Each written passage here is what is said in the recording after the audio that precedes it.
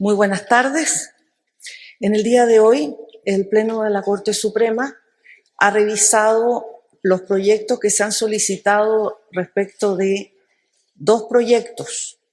Uno de ellos, el proyecto de ley corta de ISAPRES, y el otro, la propuesta de reforma constitucional que se ha hecho por 5 senadores de la República y que se ha enviado también a esta Corte Suprema.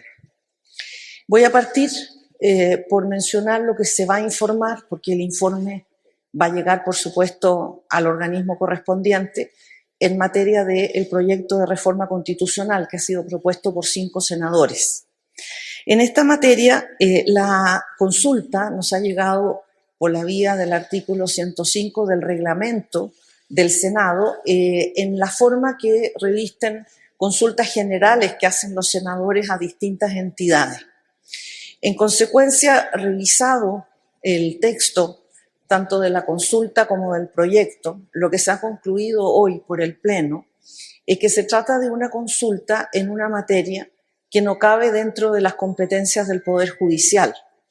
¿Por qué razón? Porque este proyecto no contiene ni atribuciones ni referencias a las competencias del Poder Judicial, sino que se refiere a otros aspectos. Y en consecuencia no se hace mención en la solicitud del artículo 77 de la Constitución Política, que es la que habilita a la Corte Suprema para pronunciarse, y tampoco contiene disposiciones que refieran a ese artículo 77 que hubieran justificado informarlo. En consecuencia, sobre ese proyecto nosotros hemos decidido, en definitiva, omitir un pronunciamiento, dado que no tenemos competencias para pronunciarnos respecto de él. En segundo lugar, respecto del proyecto de ley corta de ISAPRES, este es un proyecto bastante amplio que, como ustedes lo saben, tiene referencias al fallo de las ISAPRES y también otras materias en relación con la estructura y competencias de la salud privada e incluso de FONASA.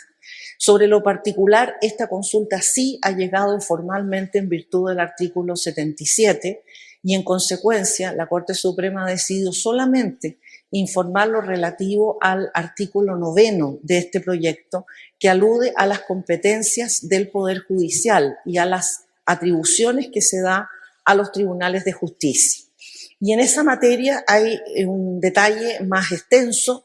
Cuando llegue el informe correspondiente, por supuesto, allí se podrá revisar, pero en síntesis refiere a 3 materias dentro del procedimiento que se establece en este proyecto de ley. Primero, en que haya un ajuste respecto de los plazos, formas y todas las distintas etapas de procedimiento a lo que hoy ya existe en procedimientos de carácter administrativo, de tal manera que haya una coincidencia entre lo que se dice aquí y los procedimientos de carácter administrativo. Segundo, que se aclaren las competencias, porque en algunas partes aparecen traslapadas competencias de Cortes de Apelaciones y de Corte Suprema, lo que es importante ajustar de modo que quede muy claro cuáles son los órganos competentes. Y por otra parte, que en algunos lugares de ese artículo 9 se le dan atribuciones a las Cortes que más bien son propias de órganos administrativos y que no son propiamente jurisdiccionales, por los cuales consideramos también que es importante hacer un ajuste. Eso es en síntesis lo que vamos a informar, que ha contado con el acuerdo unánime de los ministros que han asistido a este pleno. Si puede referirse a por qué se decidió no hablar de uno y sí hablar del otro, o referirse a uno y no referirse a otro. Porque en uno había normas, particularmente el artículo 9, que se referían a las facultades de los tribunales, en el otro no. Y en consecuencia nuestra competencia está asociada con que haya referencia a las facultades de los tribunales. Habiéndola nos pronunciamos. Si no la hay, no nos pronunciamos porque no nos corresponde. Es algo que está más allá de aquello que nos encomienda el artículo 77 de la Constitución. A ver, el fallo es previo a cualquier proyecto. El fallo, como ustedes lo saben, se dictó hace 6 meses y ahora lo que se hizo fue dar una prórroga de cumplimiento. En consecuencia, el fallo tiene su propia existencia independiente de los proyectos. Los proyectos que se hagan asociados o no con el fallo son cosas independientes del fallo y en consecuencia el fallo tiene su forma de cumplimiento, se ha dado una prórroga, existe la mejor disposición de la Corte siempre en aclarar y precisar lo que sea necesario, pero el tema legislativo es otra materia distinta, ¿no es cierto? Puede que se refieran a lo mismo que son las ISAPRES, pero son cosas diferentes. Tanto la reforma constitucional como el proyecto de ley corta no son el fallo va por un carril separado. Bueno, nosotros como jueces, ¿qué es lo que esperamos? Que los fallos se cumplan, ¿no? ¿Y si no se cumple? Si no se cumplen, obviamente quienes son afectados por el incumplimiento lo tienen que hacer valer, porque una vez terminado el plazo, viene una etapa de cumplimiento del fallo. Y ahí es donde aquellos que se vean afectados eventualmente tienen que hacer los reclamos del caso si no se cumplieran. Pero insisto que se han dado 6 meses de prórroga precisamente buscando que el fallo se cumpla. Y en consecuencia no queremos ponernos en un escenario negativo, sino que al revés queremos ponernos en un escenario positivo. Justamente se dieron 6 meses para que se pueda cumplir.